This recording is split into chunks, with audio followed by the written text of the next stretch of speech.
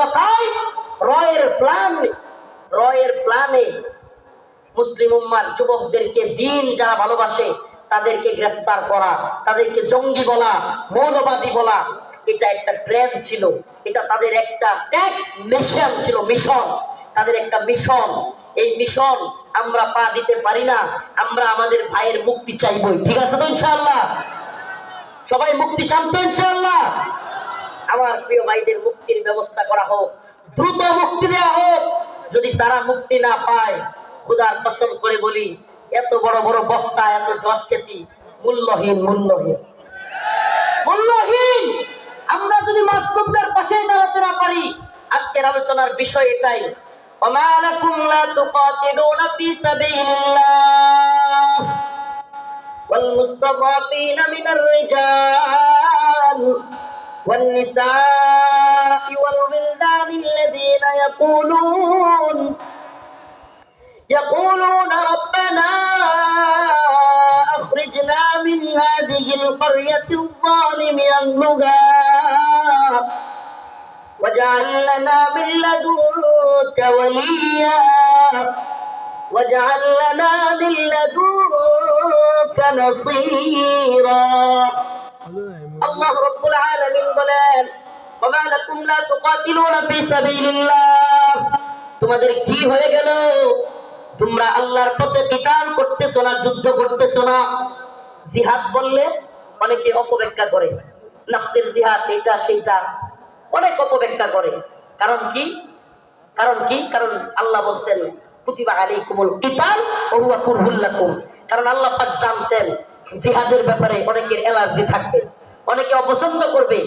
আমাকে বলেন, আল্লাহ পাক যখন কোরআনে কারীম নাজিল করেছেন, আল্লাহর রাসূল কি জিহাদকে অপছন্দ করতেন? হ্যাঁ, সাহাবায়ে কেরাম পছন্দ করতেন। তাহলে এই আয়াত কাদের জন্য? কুতিবা আলাইকুমুল কিতাল ওয়া হুয়া কুরহুল লাকুম, এই আয়াত কাদের জন্য? আল্লাহ পাক জিহাদকে, যুদ্ধকে ফরজ করেছেন দ্বীনের জন্য, অথচ তোমরা তা অপছন্দ করো। আল্লাহ বলছেন তোমাদের অনেক জিনিস আছে অপছন্দ, কিন্তু হুয়া খায়রুল লাকুম, সেটার মধ্যে কল্যাণ আছে। আমার তো মনে হয় আল্লাহ পাক, আমার মনে হয় না, এটাই তাফসীর, এটাই ব্যাখ্যা, যে আল্লাহ পাক সেই সমস্ত লোকদেরকে উদ্দেশ্য করে বলেছেন যারা জিহাদকে অপছন্দ করবে। সাহাবায়ে কেরাম জিহাদকে পছন্দ করতেন না, আল্লাহর নবী আল্লাহর দ্বীনের পক্ষে জিহাদকে পছন্দ করতেন না। যারা পছন্দ করে তাদের জন্য এই কথা। অথচ দিকে দিকে মাজলুম, ওমা লাকুম লা তুকাতিলুনা ফি সাবিলিল্লাহ, তোমাদের কি হয়ে গেল? তোমরা আল্লাহর পথে যুদ্ধ করতেছো না।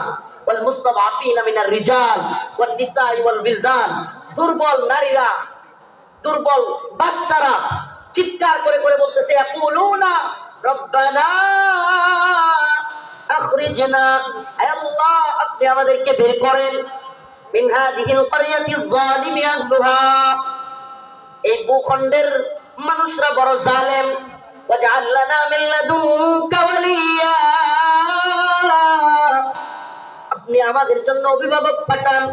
ওয়াজআল লানা মিন লাদুনকা নাসীরা, আপনি আমাদের জন্য সাহায্যকারী পাঠান। মাজলুমদের সাহায্যকারী হইতে রাজি আছি তো ইনশাআল্লাহ? মাজলুমদের সাহায্যকারী হইতে রাজি আছি তো ইনশাআল্লাহ? তাইলে আজকে থেকে ইসরায়েলি পণ্য বয়কট, রাজি আছেন তো ইনশাআল্লাহ? আজকে থেকে যে সমস্ত মাজলুমরা রাসূলের পক্ষে লিখতে গিয়ে, বলতে গিয়ে, আমার ভাই ফারাবি, আমার ভাই আরাফাত, সাইমুম, আমি আমার ভাই বলতেছি, পারলে আমারে মামলা দিয়ে দে, আমার যায় আসে না। তাদের সাথে আমারে মামলা দিয়ে দিলে আমার যায় আসে না, এরা আমাদের ভাই। আমরা অনেকেই সেই গাজী ইলমুদ্দিনের গল্প বলি। ভারতে রঙ্গিলা রাসূল বই লিখেছিল, নাউজুবিল্লাহ, সেই গল্প বলতে পছন্দ করি।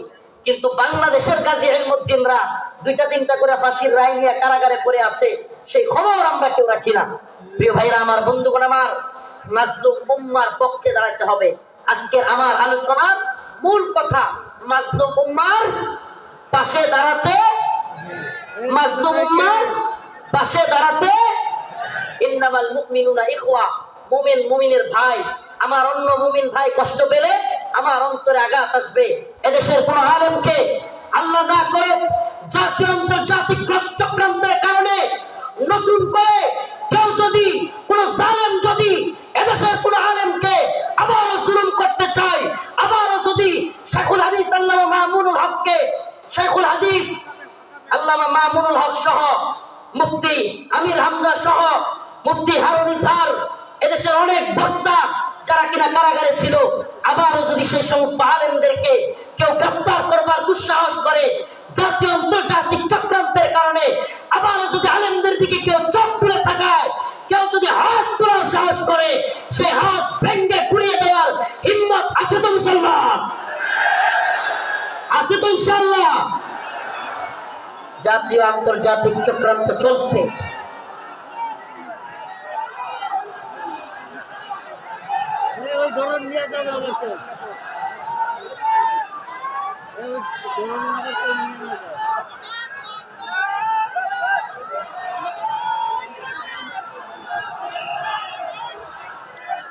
জাতীয় আন্তর্জাতিক চক্রান্ত চলছে আমাদের এই ভূখণ্ডকে নিয়ে, জাতীয় আন্তর্জাতিক চক্রান্ত চলছে।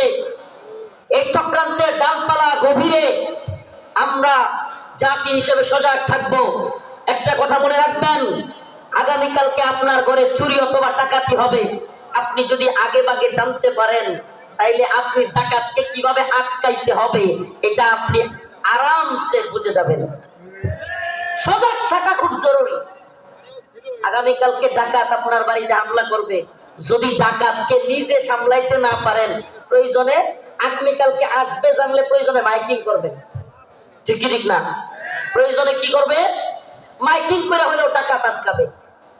তো যদি আমরা জানি আমাদের বিরুদ্ধে চক্রান্ত হচ্ছে, হিন্দুত্ববাদী ভারত আমাদের বিরুদ্ধে চক্রান্ত অব্যাহত রেখেছে, এমনকি আমরা শুনতে পাই বর্তমান উপদেষ্টা কমিটিতেও ভারতীয় দালালরা বসে গেছে। এ কথা আমরা শুনতে পাই, বর্তমান উপদেষ্টা কমিটিতে ভারতীয় দালাল ঢুকে গেছে। আমাদের বক্তব্য স্পষ্ট, মুমিন এক করতে দুইবার পা দেয় না। মুমিন এক করতে দুইবার পা। আমরা আর ধোঁকা খেতে চাই না, আমরা আর কোন জালেমদেরকে, ইন্ডিয়ার গোলামদেরকে বাংলার ক্ষমতার মসনদে দেখতে চাই না। মাওলানা আব্দুল হামিদ খান বাসানী বলেছিলেন, পিন্ডি ছেড়েছি দিল্লির গোলামের জন্য নয়।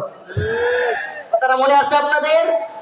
রাওয়ালপিন্ডি পিন্ডি, পিন্ডি ছেড়েছি দিল্লির গোলামের জন্য নয়, অর্থাৎ পাকিস্তানের পিন্ডি ছেড়েছি, ভারতের দিল্লির গোলামের জন্য নয়। আমি বলি পিন্ডি ছেড়েছি, দিল্লি ছেড়েছি, ওয়াশিংটনের গোলামির জন্য নয়। আমরা ওয়াশিংটনের গোলামি করব না। আমরা সমস্ত জাতীয় আন্তর্জাতিক চক্রান্তকে মোকাবেলা করে আমরা স্বাধীন চেতা, আমরা মুসলমান, আমরা স্বাধীন ভূখণ্ডে স্বাধীনভাবে বসবাস করতে চাই। আমরা কোরআন সুন্নাহ অনুযায়ী রাষ্ট্র ব্যবস্থা চাই। রাজি আছেন ইনশাআল্লাহ? ওয়ালাউ আন্না আহলাল কুরা আমানু ওয়াত্তাকাউ লাফাতাহনা আলাইহিম বারাকাতিন মিনাস সামাই ওয়াল আরদ। সুবহানাল্লাহ। আল্লাহ পাক বলেন, ওয়ালাউ আন্না আহলাল কুরা আমানু ওয়াত্তাকাউ লাফাতাহনা আলাইহিম বারাকাতিন মিনাস সামাই ওয়াল আরদ। আল্লাহ পাক বলেন, যদি জমিনের বাসিন্দারা তাকওয়া অবলম্বন করত এবং আল্লাহর আইন মেনে চলতো, তাহলে আল্লাহ পাক বারাকাতিন মিনাস সামাই ওয়াল আরদ, আসমান এবং জমিনের সমস্ত বারাকা খুলে দিতেন। আল্লাহ পাক সমস্ত বারাকা খুলে দিতেন। এজন্য আমি স্লোগান ধরেছি, আল্লাহর জমিনে আল্লাহর আইন বাস্তবায়ন ফরজে আইন। এই তন্ত্র মন্ত্রের আইন 5 বছরের জন্য ইসলাম, এটা আমরা চাই না। আমরা চাই আজীবনের জন্য ইসলাম। ইসলাম কি 5 বছরের সীমায় গণ্ডিতে আবদ্ধ? ইসলাম 5 বছরের সীমান্তে আবদ্ধ নয়। ইসলাম 5 বছরের সীমানায় আবদ্ধ না। 5 বছর ভোট দিয়া নির্বাচিত করে ইসলাম কায়েম, 5 বছর গেলে আবার হয়তো সরে যেতে হবে। দিন ইসলাম, ইসলাম 5 বছরের জন্য সীমাবদ্ধ থাকার জন্য নয়। ইসলাম কায়েম করতে হবে, আল্লাহর জমিনে আল্লাহর আইন বাস্তবায়ন করতে হবে। এটা হবে মুসলিম উম্মার তাড়না, এটা হবে মুসলিম উম্মার প্রেরণা। আমরা হুঁশিয়ার করে দিতে চাই, সাবধান করে দিতে চাই। 2024 সালে হাসিনার পালানোর দৃশ্য দেখা এবং বাংলাদেশে আওয়ামী লীগের অবস্থান দেখা কেউ যদি শিক্ষা না নেন, নতুন করে জুলুম করার চিন্তা ভাবনা, নতুন কইরা কেউ জুলুম করার ভূত কারো মাথায় চাইপা বসে, তাইলে আওয়ামী লীগের পরিণতির জন্য অপেক্ষা করেন। নতুন কইরাও যদি হাসিনার মতো জুলুমের চিন্তা ভাবনা কেউ করেন, আওয়ামী লীগের মতো জুলুম করার খায়েশাত, জালেম হওয়ার ভূত মাথায় চাইপা বসে, সাদাবাজি, টেন্ডারবাজি, দুর্নীতির ভূত, তাইলে বাংলার জনগণ লাথি দিয়া আপনাদের ভূতও তাড়াইয়া দিবে। নতুনদের জন্য এটা একটা হুঁশিয়ারি। 2024 সাল এটা আমাদের গর্বের, 2024 আমাদের গর্বের। আমাদের এই চেতনাকে ধরে রাখতে হবে। প্রিয় যুব সমাজ, আমি আগে ফিলিস্তিনের বিভিন্ন ভিডিও দেখতাম, ফিলিস্তিনের মুসলমানদের ভিডিও দেখতাম। ছোট ছোট বাচ্চা ছেলেরা পাথর নিয়ে ইসরায়েলের ট্যাঙ্কের মধ্যে নিক্ষেপ করতেছে, গোলাল দিয়া ইসরায়েলিদেরকে মারতেছে। সুবহানাল্লাহ। 2024 সালে দেখলাম আমাদের ছোট ছোট বাচ্চারা পুলিশের পেটের মধ্যে গিয়ে ঘুষি মারতেছে। সুবহানাল্লাহ বলেন না? এইটা একটা জিনিস অন্তত হয়েছে, আলহামদুলিল্লাহ। 2024 সালে আমরা এটা অন্তত বুঝছি, যুব সমাজ জেগে উঠলে জালেমের পরিণতি ভয়াবহ। যুব সমাজ জেগে উঠলে জালেমের পরিণতি কি? তো যশোরবাসী, আপনারা কি ঘুমায় গেছেন নাকি জাগ্রত আছেন? হাসিনা ভারতের গোলামি করেছিল, বাংলাদেশকে দিল্লির একটা, কি বলবো এটাকে, অনেকে বলে অঙ্গরাজ্য, আমি বলি অঙ্গরাজ্য না। হাসিনা এটাকে দিল্লির একটা ডাস্টবিন বানাইছিল। দিল্লির ডাস্টবিন মানে দিল্লি আমাদের আম খাবে, আমাদের ইলিশ খাবে, আমাদের সব কিছু নিবে, ট্রানজিট নিবে, আমাদের রেল লাইন নিবে, আমাদের সব কিছু নিবে, আর আমাদেরকে লাশ উপহার দিবে, আমাদেরকে বন্যার পানি দিয়া বাসায়া একের পর এক লাশ উপহার দিবে। এটাকে আপনি ডাস্টবিন না বলে কি বলবেন? এটা কি বন্ধুত্ব? এটা কি বন্ধুত্ব? আমি তো বলি, হাসিনা বিগত 16 বছরে বাংলাদেশের সাথে ভারতের যে সম্পর্ক তৈরি করেছিল, যদিও তাদের নেতারা বলেছে অনেকে স্বামী স্ত্রীর সম্পর্ক, আমরা বলি অবৈধ সম্পর্ক, এটা অবৈধ। এজন্য অবৈধ সম্পর্কের কন্যারে জায়গায় পাঠায় দিছে। আল্লামা সাইদি রাহিমাহুল্লাহ বলেছিলেন, এই কথাটা আমার এখনো কানে ভাসে, সরকারকে বলবো বেশি তিরিং বিরিং করিও না। বাংলার জনগণ বেশি তিরিং বিরিং করলে এমন এক ফ্লাইং কিক মারবে, মামার বাড়ি দিল্লি গিয়ে পড়বা।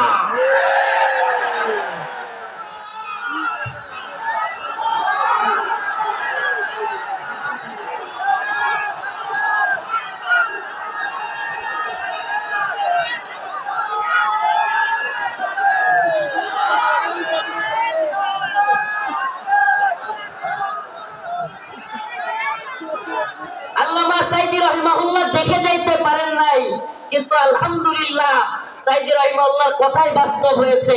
বাংলার জনগণ ফ্লাইং কিক মারছে, রান্না করা খাবার খাওয়ারও সময় নাই, রান্না করা খাবার খাওয়ারও সময় নাই। ও প্রিয় মুসলিম উম্মার যুবকেরা, আজকের এই আদ্দিন ফাউন্ডেশন যশোরের আজকের অনুষ্ঠান থেকে আমার আখিরি পয়গাম হবে, ও মুসলিম উম্মার যুবকেরা, আমাদেরকে মৌলবাদী বলা হোক, জঙ্গিবাদী বলা হোক, আমাদেরকে রাজাকার বলা হোক, যে কোনো ট্যাগ আমাদেরকে দেওয়া হোক, আমরা দ্বীনের পক্ষে ছিলাম, আছি, থাকবো। আল্লাহর জমিনে আল্লাহর আইন বাস্তবায়ন হওয়ার আগ পর্যন্ত আমরা থামবো না। আমি তো আশাবাদী এই মুসলিম উম্মার জাগরণ। অনেকে বলে হুজুর মাহফিলের প্যান্ডেলে এত মানুষ হলে লাভ কি? কিছুই তো হয় না। আমি বলি হাসিনার অবস্থা দেখে বুঝো না?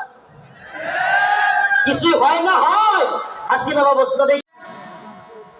মুহাম্মদ তিনি তো আমাদের কাছ থেকে বেশি বেশি সাদাকা আর যাকাত নিচ্ছেন, এমত অবস্থায় আমরা তো ফতুর হয়ে যাচ্ছি, কি করা?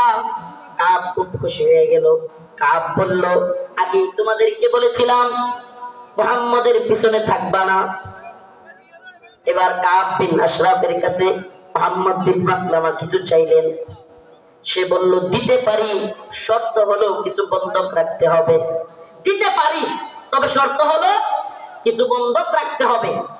মুহাম্মদ বিন মাসলামা রাদিয়াল্লাহু আনহু বললেন ঠিক আছে, কি বন্ধক চাও? কাব বিন আশরাফ বলল তোমার বউরে বন্ধক দাও। নাউজুবিল্লাহ। এটার বডি ছিল অনেক লম্বা, উঁচা, বিরাট সাইজের মানুষ। মুহাম্মদ বিন মাসলামা রাদিয়াল্লাহু আনহু বললেন না, তোমার কাছে আমার বউ দেওয়া যাবে না।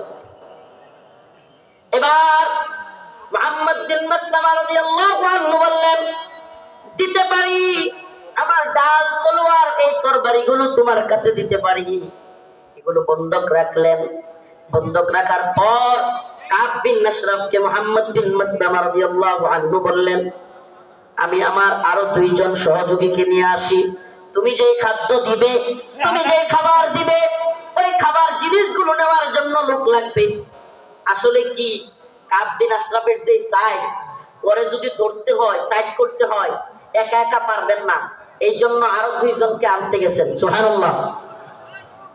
এবার উনি 2 জনকে নিয়ে আসলেন। আসার পরে কাব বিন আশরাফকে বললেন কাব, তোমার মাথার মধ্যে কি সুগন্ধি ব্যবহার করো? এত সুন্দর গ্রাম তোমার মাথা থেকে আসতেছে। এটা আরেকটা পাম, এটা আরেকটা কি আগে দিছে কি? আরে মুহাম্মদের যাকাত দিতে দিতে আমরা শেষ। এতে করে সে খুশি হয়েছে। আগেই কইছিলাম না মুহাম্মদের পিছনে থাকবো না। নাউজুবিল্লাহ। তো এইবার কি পাম দিল যে তোমার কল্লার মধ্যে, তোমার মাথার মধ্যে এমন কি সুগন্ধি দাও, এত সুগন্ধি আসতেছে, সুঘ্রাণ আসতেছে। কাব বিন আশরাফ খুশিতে গদগদ হয়ে গেছে, খুব খুশি হয়েছে, পাপ দিচ্ছে। তো মুহাম্মদ বিন মাসলামা রাদিয়াল্লাহু আনহু বললেন কাব, তোমার মাথার থেকে একটু সুঘ্রাণ নেওয়ার জন্য তোমার মাথাটা একটু আমাকে আগায় দিতে পারবা? মানে মাথা থেকে কি নিব? সুগন্ধি নিব। কাব বিন আশরাফ খুশি হয়ে গেল। খুশি হয়ে কাব বিন আশরাফ তার কল্লাটা আগায় দিল।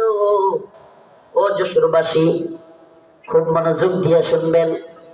আল্লাহর নবীর সাহাবা মুহাম্মদ বিন মাসলামা যখন কাব বিন আশরাফ কল্লাটা আগায় দিল, সাথে সাথে আল্লাহর নবীর সাহাবী মুহাম্মদ বিন মাসলামা কাব বিন আশরাফের কল্লা এইভাবে পেছায় ধরলেন। সুবহানাল্লাহ। কাব বিন আশরাফের কল্লা পেছায় ধইরা সঙ্গী সাথী থাকা অন্য সহপাঠীদেরকে বললেন কাব বিন আশরাফের কল্লার মধ্যে কোপ দাও। সুবহানাল্লাহ। মুহাম্মদ বিন মাসলামা গলা চাইপা ধরলেন, আর কাব বিন আশরাফকে ওনার সাথীদেরকে বললেন কোপ দাও। আল্লাহু আকবার বলে কাব বিন আশরাফের কল্লা ফেলে দিলেন। ও মুহাম্মদ আরবির উম্মতেরা, সেই জগৎ বিখ্যাত উক্তি শেখ খালিদ আর রশিদ ফাকাল্লাহু আসর কণ্ঠে কণ্ঠ মিলিয়ে বলতে চাই, ইয়া উম্মত মুহাম্মদ, ইয়া উম্মত মুহাম্মদ, আমার নবীকে নিয়ে কটূক্তি করা হবে, আমার নবীকে নিয়ে ব্যঙ্গচিত্র বানানো হবে। আল্লাহর নবীর সাহাবায়ে কেরাম সহ্য করতে পারতেন না। ফরমায় রাসূলুল্লাহ সাল্লাল্লাহু আলাইহি ওয়াসাল্লাম, ফরমায় রাসূলুল্লাহ সাল্লাল্লাহু আলাইহি ওয়াসাল্লাম, মান সাব্বা নাবিয়ান ফাকতুলু, আল্লাহর নবীকে নিয়ে যে কটূক্তি করবে, রাসূল সাল্লাল্লাহু আলাইহি ওয়াসাল্লামকে যে গালি দিবে, তার শাস্তি একটাই। সমস্ত ইমাম একমত, আল্লাহর নবীকে নিয়ে কটূক্তিকারীর শাস্তি ওয়াজিবুল কতল, তাকে হত্যা করা হবে, তার কল্লা থেকে গলাকে আলাদা করে দিতে হবে।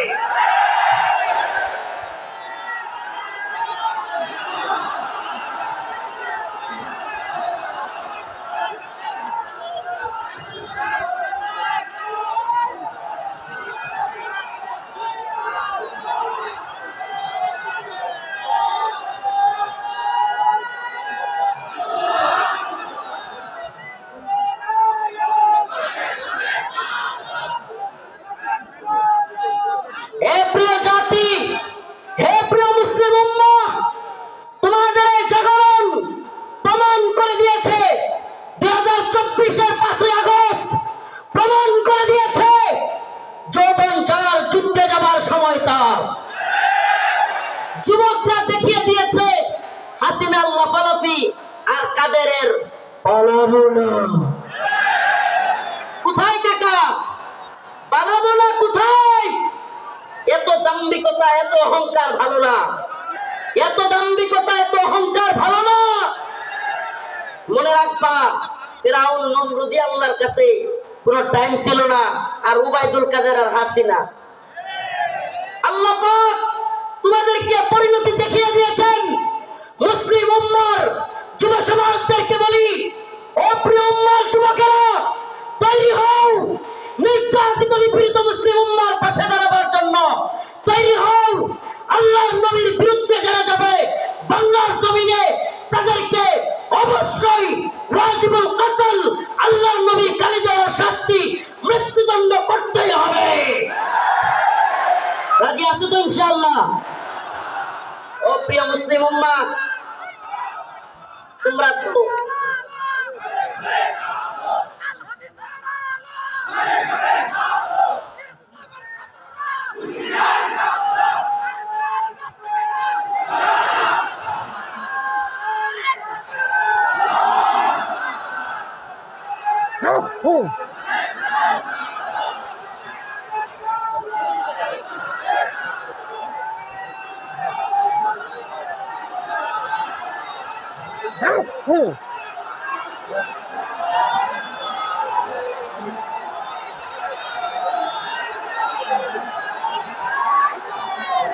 প্রিয় মুসলিম উম্মার যুবকেরা, তোমাদের এই দিনই আবেগ, এই দিনই জজবাকে যদি সত্যি বলি, ওয়াল্লাহি বিল্লাহি তাল্লাহি কসম আল্লাহর, এই জজবাকে যদি আমরা কোরআনের পক্ষে কাজে লাগাইতে পারি, তাহলে আর কোনো নতুন সরকার নয়, এই ভূখণ্ডে আমরা কোরআনের শাসন চালু করতে পারবো। আর কোন তন্ত্রমন্ত্র নয়। তন্ত্রমন্ত্রের দেখা শেষ। আমরা তো এই স্লোগান দিকে দিকে জানিয়ে দিতে চাই, তন্ত্রমন্ত্রের দিন শেষ, কোরআন সুন্নাহর বাংলাদেশ। বলেন না, তন্ত্রমন্ত্রের দিন শেষ, কোরআন সুন্নাহর বাংলাদেশ। সাবিলুনা সাবিলুনা, তারিকুনা তারিকুনা। স্লোগান আজকে একটু ব্যতিক্রম হবে। আমি বলবো, আল্লাহর জমিনে আল্লাহর আইন বাস্তবায়ন ফরজে আইন। বলতে পারবেন? আল্লাহর জমিনে আল্লাহর আইন বাস্তবায়ন ফরজে আইন। হয়তো শরিয়ত, ইম্মা শরিয়া, ইম্মা শরিয়া, হয়তো শরিয়া। হয়তো আমরা শাহাদাত বরণ করব, না হলে ভূখণ্ডে শরীয়ত প্রতিষ্ঠা করব। কালেমার পতাকা দেখলে যেগুলোর চলে, এগুলোকে সাবধান করে দিতে চাই। এ ভূখণ্ডে লা ইলাহা ইল্লাল্লাহর পতাকা উড়বেই, আজ হোক কাল একদিন উড়বেই। ইসাবাতান মিন উম্মতি আহরাজাহুম আল্লাহু মিনান নার, ইসাবাতুন তাগজুল হিন্দা ওয়া ইসাবাতু মা ঈসা ইবনে মারইয়াম। রাসূলের ঘোষণা, এই ভূখণ্ডে হিন্দুত্ববাদী ব্রাহ্মণ্যবাদী তাগুতি শক্তির বিরুদ্ধে, দিল্লির বিরুদ্ধে, হিন্দুত্ববাদীদের বিরুদ্ধে আল্লাহর নবী বলেছেন, মুসলমানদের একটা গজওয়া হবে, গজওয়াতুল হিন্দ হবে। সেই যুদ্ধে মুসলমানরা বিজয়ী হবে। শুধু বিজয়ী হবে না, দিল্লির সেই মসনদে, দিল্লির সেই লাল কেল্লায় কালেমার পতাকা পথ পথ করে উঠবে ইনশাআল্লাহ, ইনশাআল্লাহ।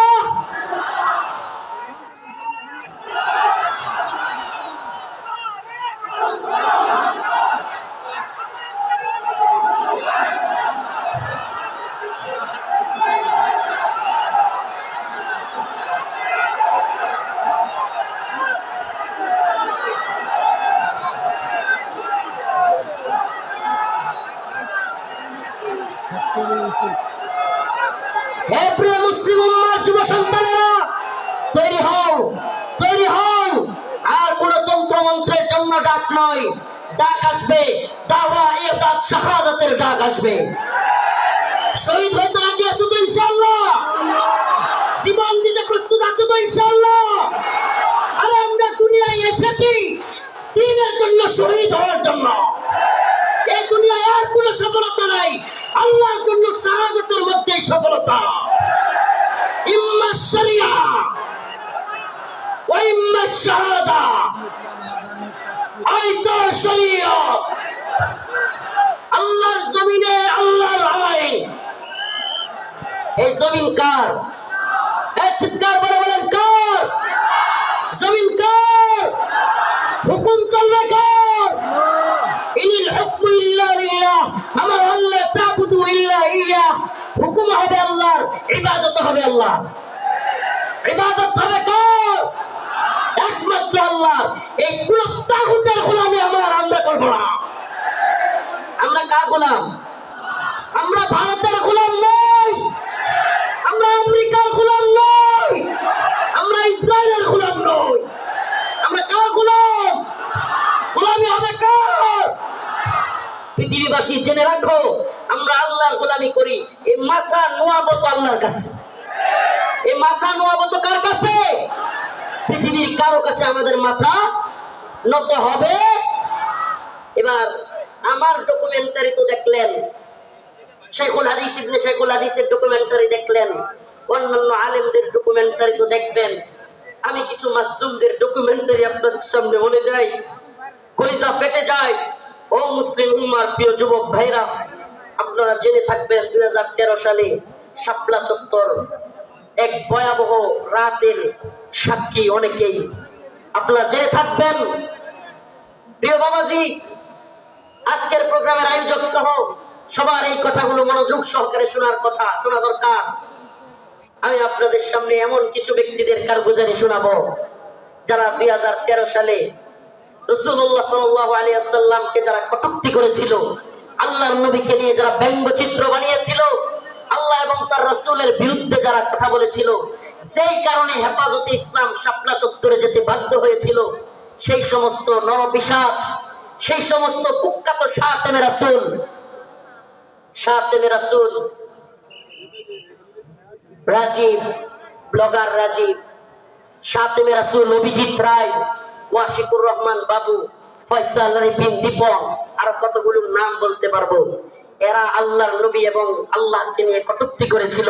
আবারও বলছি, জালেমদের প্রতি উদারতা দেখানো, মাজলুমদের সাথে গাদ্দারি, মাজলুমদের সাথে গাদ্দারি করা যাবে? কাব বিন আশরাফ আল্লাহর নবীর নিয়ে কটূক্তি করে। রাসূল সাল্লাল্লাহু আলাইহি ওয়াসাল্লাম বললেন, তোমাদের মধ্যে কে আছে যে কাব বিন আশরাফকে হত্যা করবে? আল্লাহর নবীর এক সাহাবী মুহাম্মদ বিন মাসলামা দাঁড়ায় গেলেন। ইয়া রাসূলুল্লাহ, আতুহিব্বু আন তাকতুলাহু? ইয়া রাসূলুল্লাহ, আপনি কি চান আমি তাকে হত্যা করি? রাসূল বললেন, অবশ্যই হ্যাঁ। মুহাম্মদ বিন মাসলামা বললেন, ইয়া রাসূলুল্লাহ, আমাকে অনুমতি দেন, আমি একটু তার সাথে গল্প করব। মানে আসিনা গল্প করব আর কি, তার একটু খুশি করব। ইয়া রাসূলুল্লাহ, আমার অনুমতি দেন।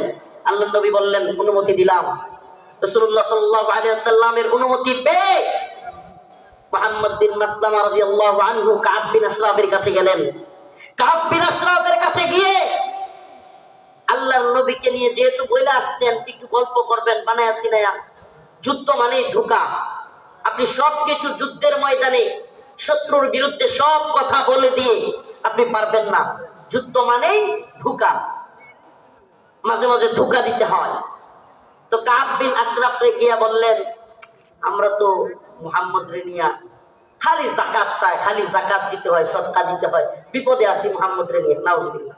সাল্লাল্লাহু আলাইহি ওয়াসাল্লাম রাসূল সাল্লাল্লাহু আলাইহি ওয়াসাল্লামের ব্যাপারে কাব বিন আশরাফকে খুশি করার জন্য কাব খুব খুশি হয়ে গেল। আগেই কিন্তু অনুমতি নিয়ে আইছেন, আগেই অনুমতি নিয়েই আসছেন।